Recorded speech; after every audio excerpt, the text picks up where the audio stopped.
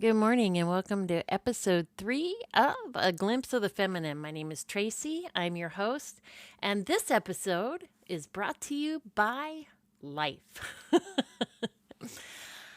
I had planned on episode 3 being part 2 of What is the Church? But I've always struggled with consistency. Maybe due to ADHD and not having good coping skills. I don't know. So getting the podcast released on time is actually my top priority for being consistent. And I decided that the parts of a series don't really need to follow one right after the other because it's not like I'm morbid or some other true crime podcast and I'm leaving you hanging in the middle of a murder. So I wanted to take a break, even though we've done one episode, and acknowledge everything that's been going on in my life. Yeah, I am certain I'm probably not the only one going through a complete shitstorm right now. I recently had a small monetary gift given to me to stick away for a rainy day. And I thought, brother, I've been living in a fucking monsoon since July, but thanks for seeing me. Anyway, I don't think I'm the only one I don't think. Yeah. So it's early morning and I've already recorded this once, but the sound didn't take. Go figure. It shows that it recorded, but you can't hear anything. So I'm re-recording. It's morning and I'm not sure I've gotten a full cup of coffee in me. So there's just a disclaimer right at the beginning. So let's try that sentence again. I don't think I'm alone in how hard the last year was, or maybe in how sketchy the current year has started. So last year was rough. It was spent with a large part of it unemployed and hunting for work.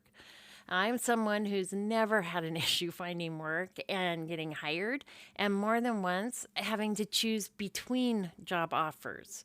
So this has been a real blow and extremely discouraging. The last week of receiving unemployment came with the catastrophic damage to my home that I'd mentioned previously. Monday, my 15-year-old and I were coming home from his wrestling practice, and the U-joint broke on my drive line while I was driving 60 miles or so down the highway. So, yeah, that blew out my transmission, too. Did I mention I haven't worked in 6 months? So, no money for repairs or to replace the rig. If we make it through December, everything's gonna be all right, I know. Right? That's what Merle Haggard said. It's got to be true, right? So I'm thankful for a son that had a little pickup I could borrow until I could figure out something for a vehicle. Wednesday was New Year's Eve, and I was so thankful to watch the old year pass into history. Thursday evening, New Year's Day, was spent with a friend and her son, and it was so good to just sit and visit and support each other. You know, I think that we underestimate the power of just community and sitting down and spending time together and being like, what just happened all over last year, right? Saturday, I headed out to watch my son wrestle. Now, let me insert here that I didn't know the schedule had changed, so I was actually headed 2 hours from my place in the wrong direction, probably about 4 hours in the wrong direction from the actual wrestling tournament. 10 miles from home, I hit black ice. Pickup seems to have a mind of its own. I'm all over the highway. I'm in the opposite lane. I'm back in my lane and start spinning. And then off the road into the ditch. It was a fairly steep drop, so I knew I was going to roll because I went off backwards. But when I stopped, I was actually headed in the direction I'd been traveling, and I was upright. So much for making it through December. January isn't starting off any better. After the tow truck pulled the pickup out of the ditch and the very nice sheriff's deputy gave me a ride home, I spent a good portion of the morning in tears and despair. Anyone remember Hee Haw? Gloom, despair, and agony on me. Deep, dark depression, excessive misery. If it weren't for bad luck, I'd have no luck at all. Gloom, despair, and agony on me. It was full on ugly crying. The kind where you can't catch your breath. Yeah. I kept thinking, what are we doing, God? All I could see were the walls of the hole I felt trapped in. I think I mentioned before that I'm pretty sure the light at the end of the tunnel is a train. Well, I think I heard the whistle blowing. And then I talked on the phone with a good friend, someone who always encourages me in my faith, reminding me to spend some time finding my center and praying, reminding me that God has the answer. He's never forsaken me yet. That reminder was helpful and sobering. It came from an atheist. It was the start of moving away from despair. Later in the day, one of my sons got home, and we talked through some of the options we had to come up with some money. And we do have several dead rigs sitting around on the property, so he went out to take pictures and get them listed on Marketplace. By evening, we had some interest in some of what had been listed, so hope began to show up. It had been determined earlier in the week that I would buy parts for the pickup another son had left behind when he moved. I have a lot of sons, so if you're starting to get a little bit lost in the mix, don't feel bad. I don't mention names partly because I haven't talked to them about mentioning their names on the podcast, and you wouldn't be able to keep track anyway, probably. I have a hard time keeping track sometimes. So I'd had some I'd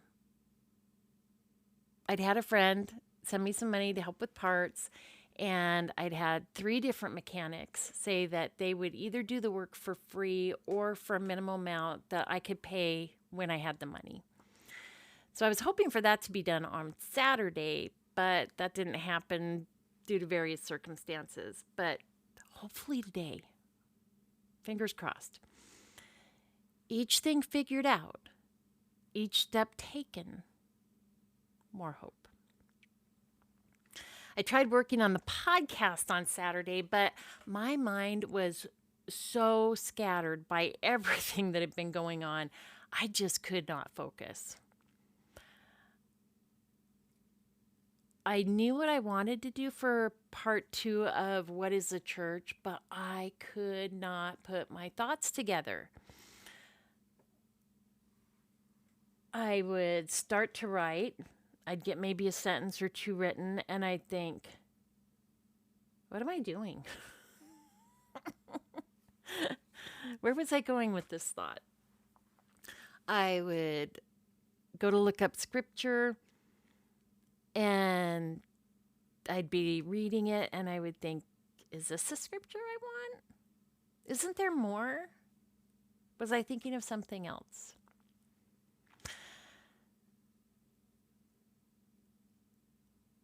I was talking with my sound engineer / producer, and he was asking if I was just going to delay the release of the podcast. And I might have freaked out on him just a little bit. I knew I could not delay. I have to be consistent with this and keep things clicking along. It's really important to me. Like, seriously, by episode 3, I'm already not being consistent. That was not going to happen if I could possibly avoid it. But the longer my brain would not focus, the more I knew I needed to talk about life imploding around me and how I deal with it. Now, I'm no expert by any means, but sometimes hearing how someone deals with things, their habits, or the perspectives they try to have, it can help us when we're struggling. And again, I know I'm not the only one.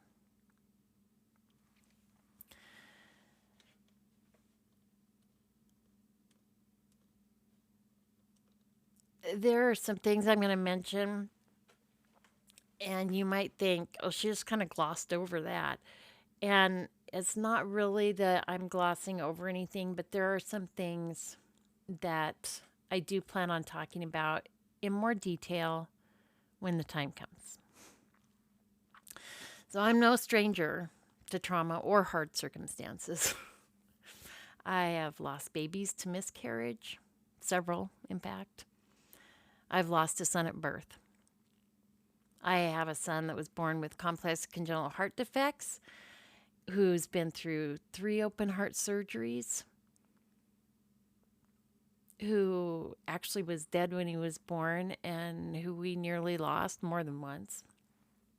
We lost our home to fire. My ex-husband had stroke and cancer.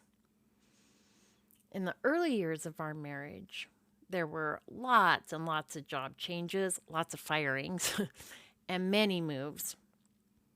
Many times of wondering where the money was going to come from for shoes for the kids, or gas for the rigs, or bills. It's been a stressful life. But what always keeps me going and getting through things is laughing hysterically. No, really.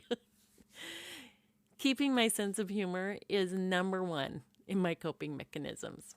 Healthy? Possibly not. And quite often, people side-eye me when this kicks in. But it helps. I often say, if you can't laugh, you end up curled up in a corner bawling. At our house, we call it trauma humor. And we find humor in the sketchiest of circumstances. We were, I don't even remember what we were talking about. One time, my kids and I were laughing about something that was completely inappropriate, and one of my kids looked at me and said, "Is this what they call gallow humor?" Like, I don't know if it's gallows humor, but yeah, it's definitely trauma-based. Besides laughter, just knowing that God will not abandon me, and He always provides help, keeps me grounded when it feels like my feet are being kicked out from under me. I have seen Him provide in big ways and small, often in miraculous ways. Like, I know I need this or that, and all I do is pray about it. I don't tell anybody, and it gets taken care of.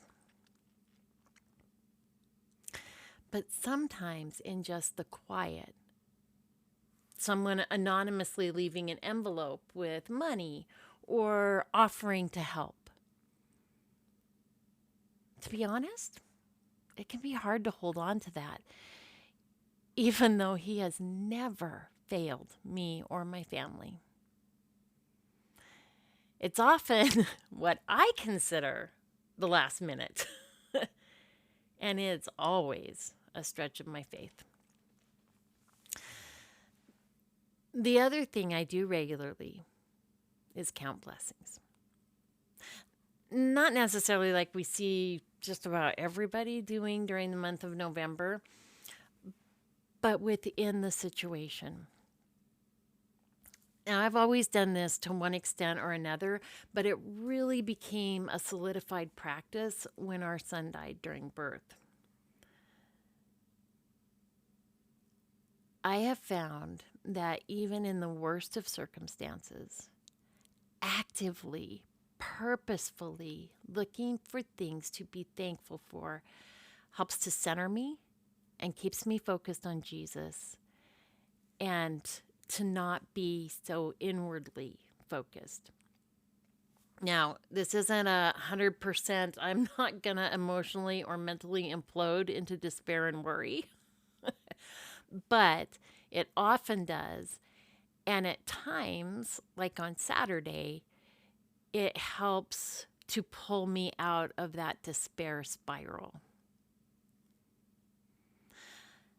This practice does not deny the difficulty or the trauma of what is going on, but it serves to help me see that there is always something to be thankful for. It may not be much.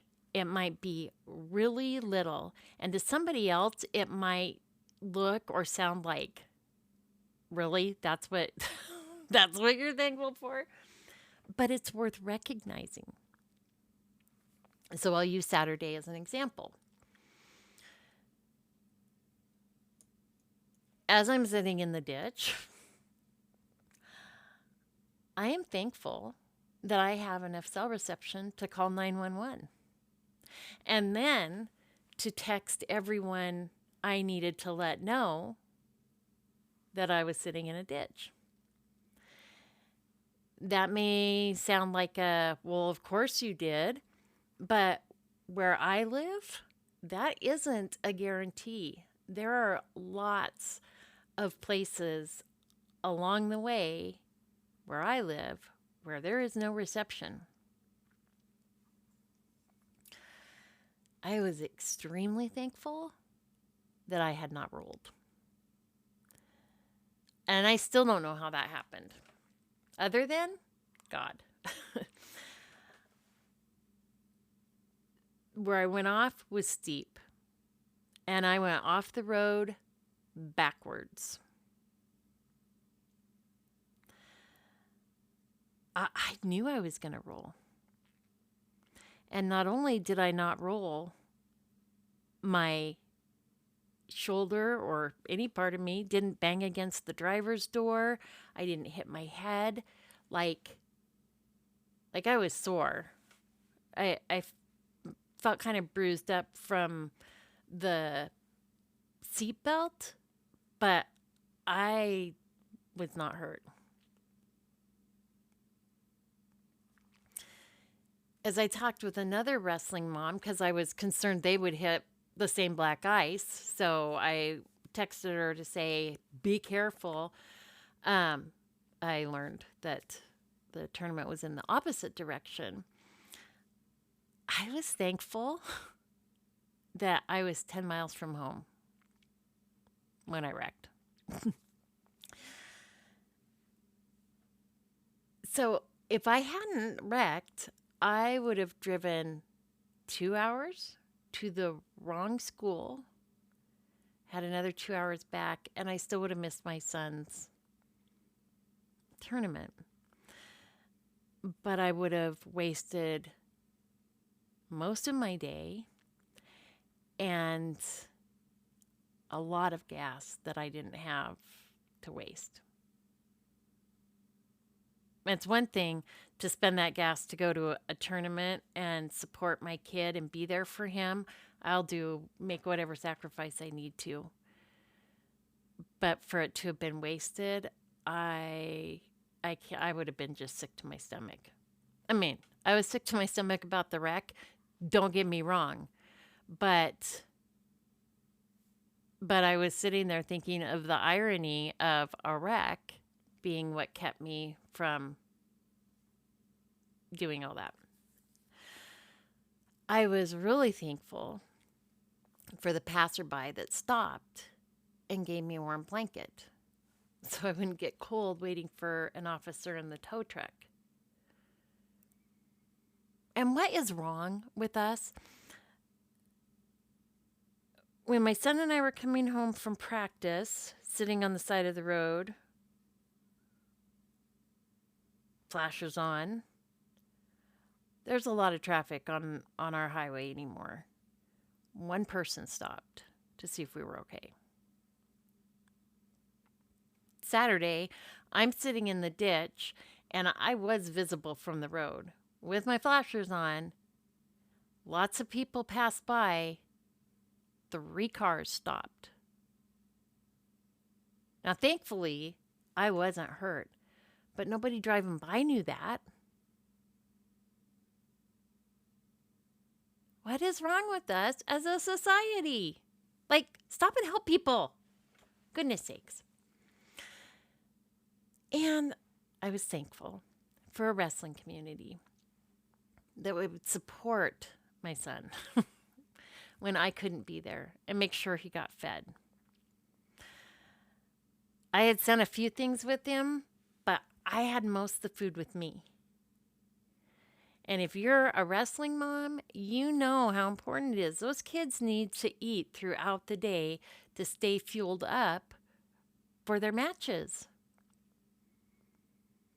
And I was just beside myself. And I texted his coach and let him know what was going on. And he was like, don't worry about it. We've got him. I'm thankful. I'm thankful for our school community, but I'm thankful for the wrestling community.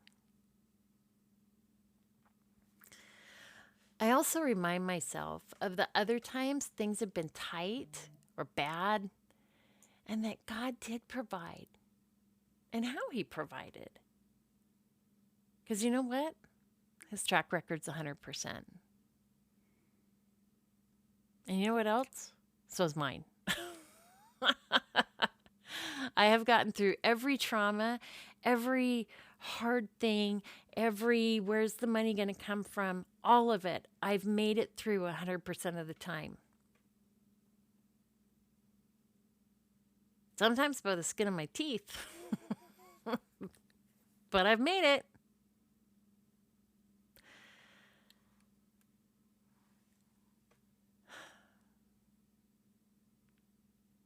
It gets discouraging when we feel or we know that the people around us see us struggling or know that we're going through something difficult or traumatic and they don't reach out or help.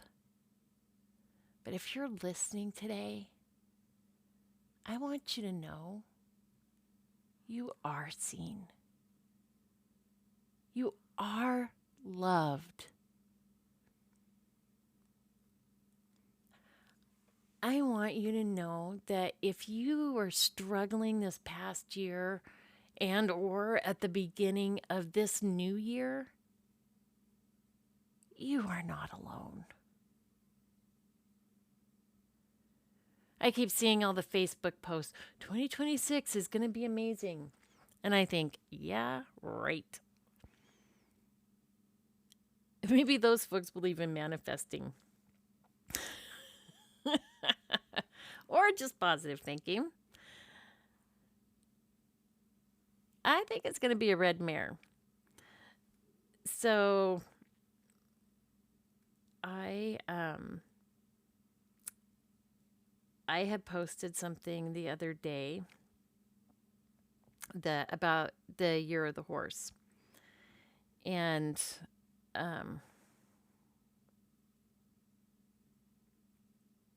if 2026 is the year of the horse, I need to know if it's a bay gelding or a chestnut mare. And I had just posted, if you know, you know. So if you're a horse person, you know. Chestnut mares, they don't have a very good reputation. Yesterday, I saw another post about red mares.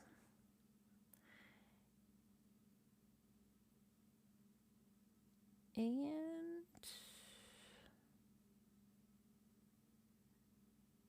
if I can find it real quick, I wanted to share it because I thought that's a really good point. And I don't think I'm going to be able to find it. The point was that all the positive things dealing with a red mare teaches us. We learn patience. We become a better horse person. There were like 4 or 5 positives to the difficulty of a red mare.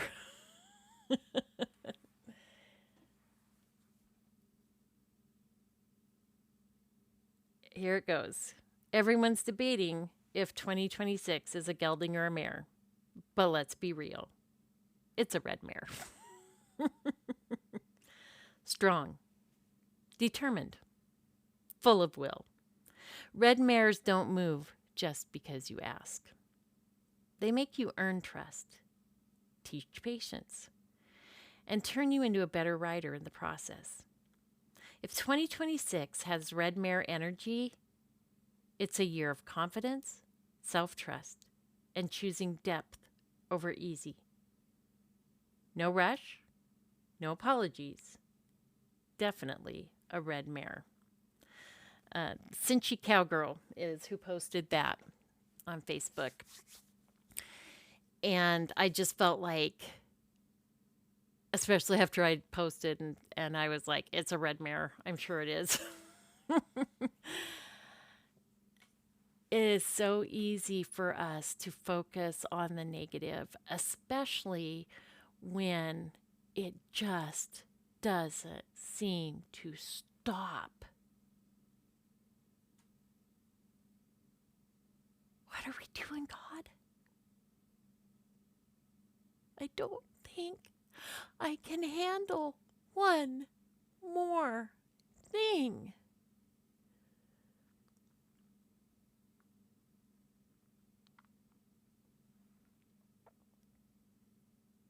I've had enough.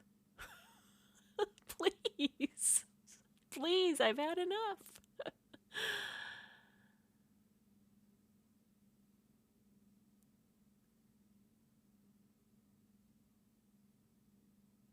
But all those difficulties and trials are building something within us. And sometimes I think I don't need more growth. I mean, come on. Haven't I grown enough? Haven't I changed enough? But apparently not.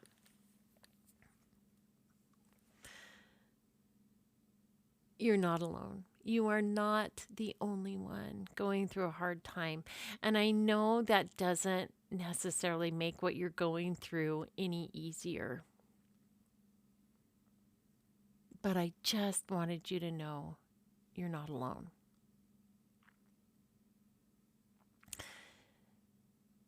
It's not a competition. I know there's people out there dealing with much, much worse and or traumatic things than I've been going through. But maybe you're listening today and you're like listening and like, thank goodness I'm not living her life. However I can encourage you, that's all I want to do is be an encouragement.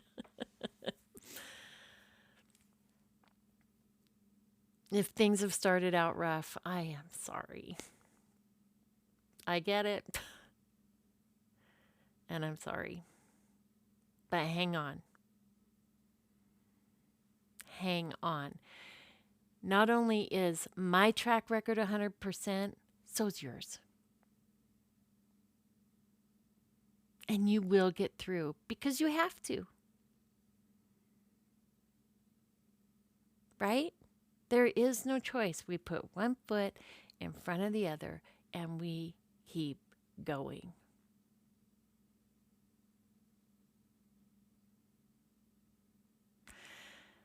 So that's episode 3. The plan is episode 4 will be part 2 of What is the Church? And I may have set a little bit of a precedent. I don't know that the parts will come one right after the other. I do want to finish the series since I just started it, but I also don't want things to not feel positive around here. I don't want to be a Pollyanna by any means, but I also don't want it to be a, oh, I'm not going to listen to that. All she does is complain.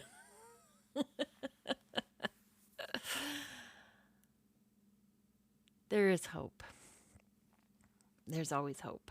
We just may not be able to see it. So, until next time, take care.